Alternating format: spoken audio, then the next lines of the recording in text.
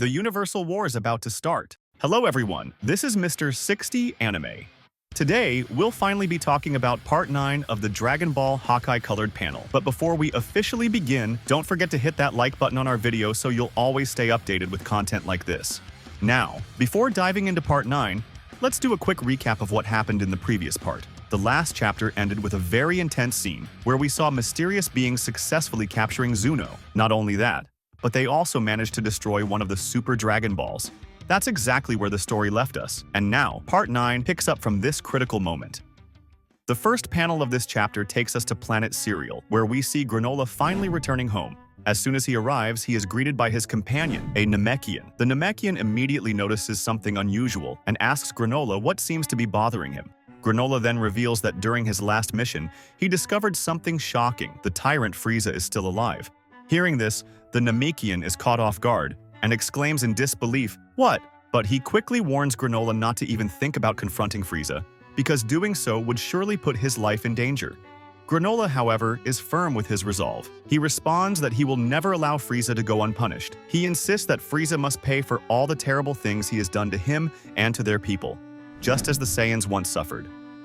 But in that very moment, something strange happens. Out of nowhere, one of the Dragon Balls starts to glow, and then suddenly turns into stone. Granola looks at it in shock, completely confused about what just happened.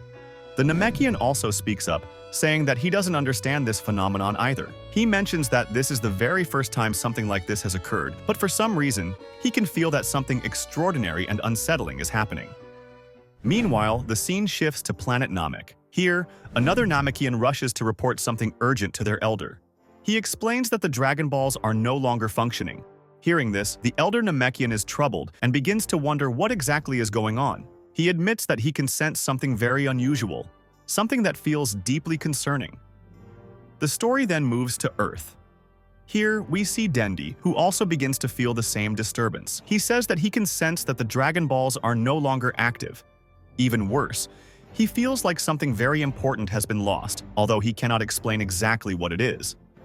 At that moment, Denda immediately uses telepathy to reach out to Piccolo, asking if he too senses this strange phenomenon.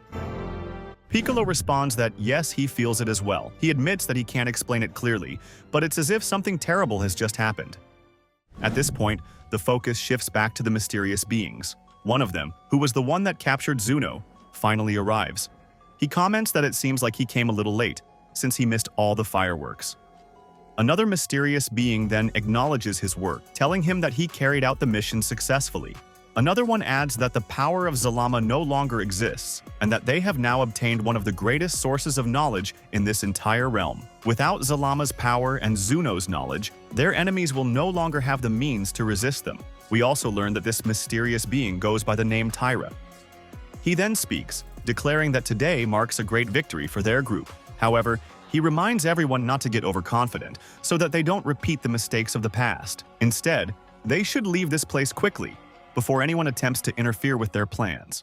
After several hours, the scene transitions to a mysterious hideout. Inside, one of the beings respectfully speaks, "Master, how are you?" The master responds with a heavy tone, explaining that they had been deceived by the celestial mages. Instead of returning immediately to their own realm as expected, the celestial mages diverted their path and went straight to Zuno's planet. It was there that they captured Zuno. The one responsible for this was Brajan, a mage famously known as one of the greatest invocation mages in existence. On top of this, the celestial mages did not stop there. They went as far as destroying one of the Super Dragon Balls. Hearing this, another member of the group smirked and said, "I could already tell just by the look on your face that you wouldn't be bringing us good news. Didn't I tell you this would happen?" But the leader calmly responded, "I only did what was necessary." The Guardians were fully aware of the situation. And until there is solid confirmation that the enemy has truly invaded Zeno's kingdom, I cannot make any reckless or drastic moves. This is not the right time for such accusations. He paused for a moment, then added, "Still, the situation is indeed grave. Zuno is one of the most important sources of knowledge in all of Zeno's kingdom, and now he has been captured by our enemies. Worse, one of the strongest magical forces in this entire realm has also been destroyed." Another being challenged him, saying, "If you know who took Zuno, then it means you witnessed it yourself. Why didn't you try to stop Brajan? You're strong enough to do it." The leader's eyes narrowed. "It seems your primitive Saiyan blood is speaking louder than your wisdom. he replied coldly. You know very well that if I engage that celestial mage in battle, the entire Universe 7 could have been destroyed. I will not begin a war without the permission of that universe's gods. But the being shot back with frustration. So, you'd rather let them take Zuno than break a few laws? Then perhaps I would rather be a primitive warrior than follow your so-called wisdom. At that moment, another Celestial Guardian spoke up, siding with the leader. The leader of the Celestial Guardians cannot break that universal law. What he did was the correct decision. Even Master Anzin, if placed in the same position, would have done exactly the same thing. But let me ask you something else, Master. Did you find Janemba? The leader nodded. Yes, and what I discovered troubled me deeply. In the Hakai world of Universe 7, I found the remains of mortals scattered about. That is why I went to Zuno's planet in the first place, to uncover whether the celestial mages were behind this chaos. But, ironically, I learned that the one who took Janemba's cocoon was not the celestial mages at all. It was the mortal Frieza, along with another mortal, Cooler. They too were planning to seek out Zuno to question him. At this point, the narrator reveals to the audience that this mysterious group is none other than the Celestial Guardians. Another Guardian then asked, "But Master, why didn't you just retrieve Janemba when you had the chance? That would have been the easiest task for you." The leader firmly replied, "Do you not understand the rules? A mortal, whether good or evil, is still considered a citizen of their universe. As Celestial Guardians, realm mediators, it is not our place to interfere with mortals without the direct permission of the gods of their universe. If we did, it would be considered an act of aggression." One of the Guardians scoffed, shaking his head. "Those rules are ridiculous. I can't believe you expect us to follow them."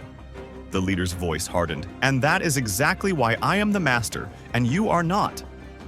The rebellious Guardian snarled. "Yes, and ever since you became master, all I've seen are your failures." The leader quickly retorted, "If that's truly how you feel, then tell me, what victories have you achieved?" That remark finally pushed the rebellious Guardian over the edge. Enraged, he unleashed an overwhelming surge of Kai, shaking the hideout with raw energy. Immediately, another Celestial Guardian stepped forward, preparing to shield their leader.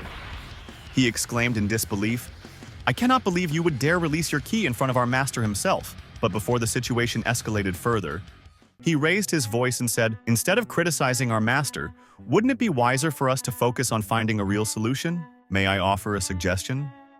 I believe this is no longer the time for caution.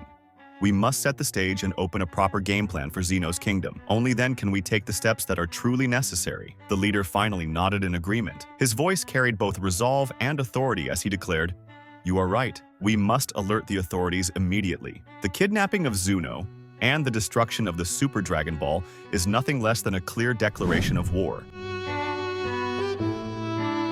Meanwhile, the scene shifts over to Lord Beerus' planet. Whis begins the conversation by saying, "It's already been nearly 2 weeks since Vegeta entered that place." Beerus, surprised, replies, 2 weeks? I don't even remember." That Whis calmly explains further. At this point, the oxygen aura inside the anti-dimension has completely vanished. If Vegeta doesn't return soon, it's very likely that his condition has become critical. In the worst case, he may already be gone. Beerus scoffs, clearly uninterested. "And why should I care what happens to that fool? He was jealous of Goku for becoming a god of destruction. Out of his pride, he wanted to surpass his own limits, so I allowed him to undergo that training. Whatever happens to him now is his responsibility, not mine." Whis then reminds him about the danger of Vegeta's choice. "You know very well, Lord Beerus, that the anti-dimension is the most dangerous realm in existence. It is the dumping ground of the universe, where all unwanted, destructive remnants are cast away to prevent them from damaging reality itself. Even the gods of destruction avoid that place, and even divine beings, deities themselves, struggle to endure within it. Vegeta has been inside for 2 weeks now. Honestly, Lord Beerus, I think you're growing anxious because Vegeta has lasted longer inside than you did during your first trial there." Beerus snaps back, "Stop talking nonsense. That was millions of years ago when I first entered that place." But before Whis can respond, the Oracle Fish suddenly speaks in a trembling voice. "Death. I sense death. Many will perish. The enemies are overwhelming and the universe is in grave danger." Beerus frowns, confused and annoyed. "What are you babbling about? Explain yourself properly." The Oracle Fish continues, "The power of these enemies, it's far too great. Countless lives will be lost. The entire universe stands on the edge of destruction." At that very moment, both Beerus and Whis feel a sudden massive surge of energy erupting from the anti-dimension. An ambient force so strong it shocks Beerus. He mutters, "What is this power? Could it be that our universe truly is in danger?" Whis instantly casts a powerful barrier technique, wrapping it around Beerus's planet to shield it from harm. But to their astonishment, a familiar figure emerges. Vegeta. Against all odds, Vegeta has shattered through the anti-dimension and managed to return alive. Whis smiles faintly and says to Beerus, "I'll leave Vegeta in your care now. As for me, I need to head out immediately and attend to the matter I was supposed to be at." Beerus is caught off guard. "Wait, I almost forgot we have a meeting with the other gods of destruction." Several hours later, Whis is seen healing Vegeta. He explains in a serious tone. Vegeta's condition was critical. Nearly 95% of his life force, his Kai, was gone. Every single bone in his body was broken, and his organs suffered extreme damage. If it weren't for my healing techniques, he wouldn't have survived even a few more minutes. Despite the terrible toll on his body, Whis reflects on Vegeta's resolve. He endured all of this simply because of his desire to become the strongest mortal of them all. But before Whis can continue, something interrupts him. A sudden, unexpected call reaches him, one that shocks him deeply. Could it be that something strange has happened?